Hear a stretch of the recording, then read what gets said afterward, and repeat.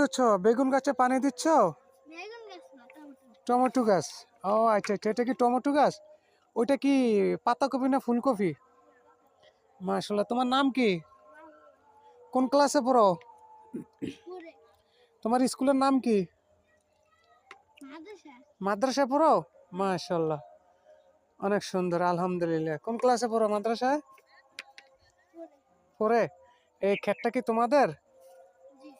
আহ, দেখুন তো সুন্দর, লাউ গাছ, টমেটো গাছ, তারপরে যে পাতাকপি গাছ, অসাধারণ একদম, কত সুন্দর মাশাআল্লাহ।